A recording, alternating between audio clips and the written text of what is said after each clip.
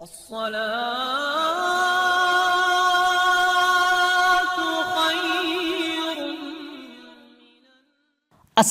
علیکم ورحمۃ اللہ وبرکاتہ۔ پیارے دوستو، آب زمزم وہ مبارک پانی ہے جو مسلمانوں کے لیے باعث تبرک ہے، اور اس پانی کو حج اور عمرہ کرنے والے تمام مسلمان اپنے ساتھ بھی لے کر جاتے ہیں، اور یوں وہ لوگ جو ابھی تک آب زمزم کا چشمہ اپنی آنکھوں سے نہیں دیکھ سکے، وہ بھی اس پانی کو پی کر اس کا تبرک حاصل کر سکتے ہیں۔ پیارے دوستو، آج کی اس ویڈیو میں آپ کو نہ صرف آب زمزم کے کنویں کے بارے میں بتائیں گے، بلکہ ہم آپ کو اس کنویں میں ہونے والی مرمت کے مناظر بھی دکھائیں گے کہ خانہ کعبہ کے پہلو میں موجود اس کنویں اور اس چشمے کی توسیع کیسے کی جا رہی ہے۔ اور اس ویڈیو میں آگے بڑھنے سے قبل آپ لوگوں سے گزارش ہے کہ ویڈیو کو آخر تک ضرور دیکھے گا، اور اگر آپ نے ہمارے اس یوٹیوب چینل کو سبسکرائب نہیں کیا تو ہمارے اس یوٹیوب چینل کو سبسکرائب کر کے ہمارے سبسکرائبر ضرور بن جائیں، تاکہ فیوچر میں آنے والی تمام ویڈیو سے آپ باخبر رہ سکیں۔ پیارے دوستو، یاد رہے کہ آب زمزم کا چشمہ حضرت اسماعیل علیہ السلام کے بچپن میں اللہ تعالیٰ کے معجزے کے طور پر جاری ہوا تھا، لیکن حضرت اسماعیل علیہ السلام کی نسل میں ہونے والی لڑائیوں کے باعث اس کنویں کو بند کر دیا گیا تھا، جو کئی عرصے تک بند رہا۔ اور جب مکہ کی حکومت اور سرداری حضرت عبد المطلب تک پہنچی تو اللہ تعالیٰ نے حضرت عبد المطلب کے دل میں یہ بات ڈالی کہ وہ زمزم کے کنووں کی تلاش جاری کریں۔ اس سلسلے میں ایک واقعہ بیان کیا گیا ہے کہ زمزم کے کنویں کو دوبارہ اس طرح تلاش کیا گیا کہ وہ واقعہ آپ کی خدمت میں پیش کریں گے۔ کہتے ہیں کہ اللہ تعالیٰ نے حضرت عبد المطلب کو ان کے خواب میں ایک حکم دیا کہ زمزم کے کنویں سے متعلق کچھ نشانیاں بتائی۔ عبد المطلب کہتے ہیں کہ میں حتیم میں سو رہا تھا، پھر خواب میں ایک شخص میرے پاس آیا، کہنے لگا برا کھودو۔ میں نے ان سے دریافت کیا کہ برا کیا ہے، وہ چلا گیا۔ اگلے روز پھر میں اسی جگہ سویا تھا، پھر میں نے خواب میں دیکھا کہ وہ شخص کہہ رہا ہے مجنونہ کھودو۔ میں نے دریافت کیا کہ یہ کیا ہے، وہ شخص جواب دیے بغیر چلا گیا۔ تیسرے روز پھر اسی جگہ خواب میں دیکھا، وہ شخص کہہ رہا تھا طیبہ کھودو۔ میں نے پوچھا طیبہ کیا ہے، وہ شخص پھر چلا گیا۔ اور چوتھے روز پھر اسی جگہ پہ خواب دیکھا تو وہ شخص کہنے لگا زمزم کھودو۔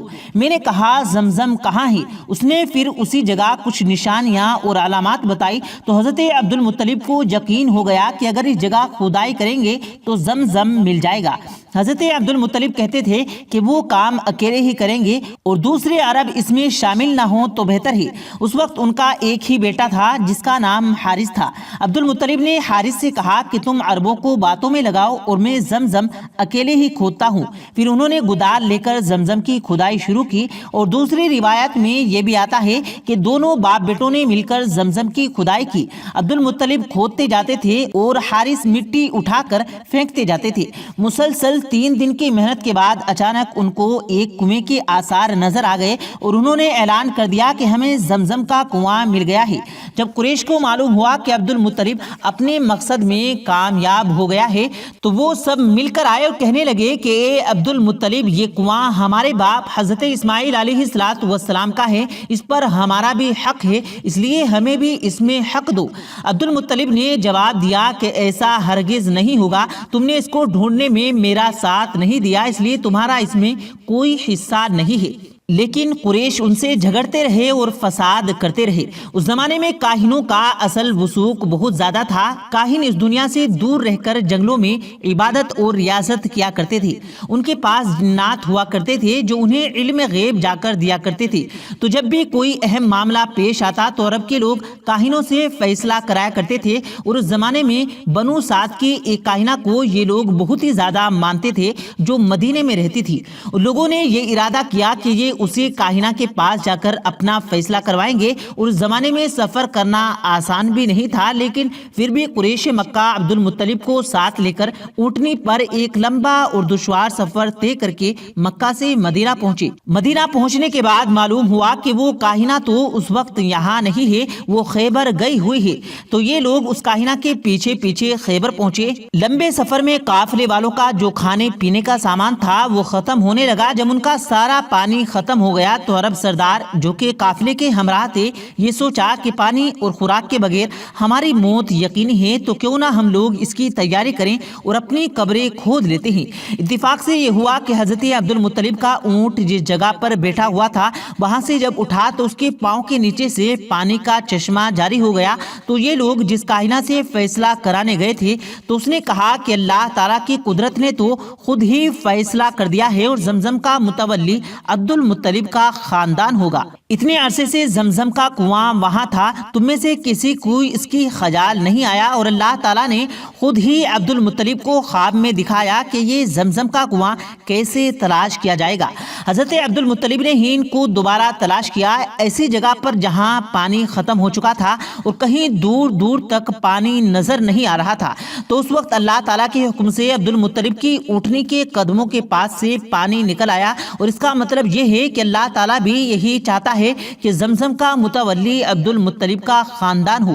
جب کاہنہ نے اس وقت یہ فیصلہ کر دیا اور تمام لوگ بھی راضی ہو گئے کہ زمزم کے کنویں کی دیکھ بھال عبد المطلب کے خاندان کو سونپ دی گئی۔ پیارے دوستو، یہ تو تھا مختصر پس منظر آب زمزم کے کنویں کی دوبارہ دریافت ہونے کا۔ چلیے اب آپ کو خانہ کعبہ میں اس کنویں کی توسیع مناظر دکھاتے ہیں کہ کس طرح سے زمزم کے اس کنویں پر کام جاری ہے، اور یہ مناظر جو آپ اپنی اسکرین پر دیکھ رہے ہیں ان مناظر میں آب زمزم کے کنویں کا کام جاری ہے۔ ہیوی مشین بھی موجود ہیں اور پیچھے خانہ کعبہ کے مناظر کو بھی دیکھا جا سکتا ہے، کیونکہ خانہ کعبہ سے 20 یا 21 میٹر کے فاصلے پر خانہ کعبہ کے صحن میں موجود ہے، اس لیے خانہ کعبہ کو اس مقام پر دیکھا جا سکتا ہے۔ آب زمزم کی توسیع کے بعد دوبارہ سے اس جگہ کی مرمت کی جائے گی اور یوں خانہ کعبہ کا صحن پھر اپنی جگہ پر درست حالت میں آ جائے گا۔ کہتے ہیں کہ 1953 تک آب زمزم کا پانی ڈور کے ذریعے نکالا جاتا تھا، اور اس کے بعد جوں جوں رس آبادی بڑھتی گئی اور اس میں توسیع ہوتی گئی، اب تو جگہوں جگہوں پر آب زمزم کی سبیلیں بھی لگتی گئی ہیں تاکہ زائرین کے لیے آسانی ہو۔ آپ کو بتاتے چلیں کہ پانی کا یہ کنواں 30 میٹر گہرا ہے، اس میں پانی کی سطح زیادہ سے زیادہ 80.50 میٹر یا کم سے کم 11 لیٹر بتائی جاتی ہے۔ اب حضرت ابراہیم علیہ السلام اور حضرت اسماعیل علیہ السلام نے یہاں پر اللہ کے پہلے گھر کی بنیاد رکھی تو یہ چشمہ اس وقت موجود تھا۔ زمزم کے کنویں میں محفوظ بنانے کے لیے اس کے ارد گرد عمارت موجود ہیں۔ مطاف کے وسط میں کئی منزل عمارات ہیں۔ کنویں کے اطراف میں ایک جالی بھی لگائی گئی ہے اور اس کنویں کا ایک پرانا ڈول جس پر 1299 ہجری کی تاریخ تحریر ہے حرمین شریفین کی عجائز گھر میں موجود ہے۔ سن 1377 ہجری میں مطاف کے توسیع کے لیے زمزم کی عمارت مسمار کر دی گئی تھی اور اس کی جگہ صحن مطاف میں ایک راستہ بنایا گیا تھا۔ حالیہ توسیع میں یہ راستہ بھی ختم کر دیا گیا ہے۔ زمزم کے کنویں کو سن 1400 ہجری میں شاہ خالد مرحوم کے حکم پر صاف کیا گیا تھا۔ سن 2010 میں شاہ عبداللہ بن عبدالعزیز نے زمزم کے پانی سے صاف کرنے اور محفوظ رکھنے کے لیے $700 ملین کے منصوبے منظوری دی۔ اس منصوبے کے تحت مسجد حرام کی 4 کلومیٹر کی دور زمزم کا کارخانہ قائم کیا گیا۔ اس کارخانے میں زمزم کے پانی کو ذخیرہ کیا جاتا ہے۔ 13,405 مربع میٹر پر بنائی گئی اس عمارت میں یومیہ 2 لاکھ گیلن زمزم ذخیرہ کیا جاتا ہے۔ اس حرم مکہ میں استعمال کیا جاتا زمزم کے پانی کو ٹینکروں کی مدد سے مدینہ منورہ بھیجا جاتا ہے۔ مسجد حرام میں زمزم کے پانی کو ٹھنڈا رکھنے کا معقول انتظام ہے اور پانی کو محفوظ بنانے کے لیے 7000 پینٹس بنائے گئے ہیں۔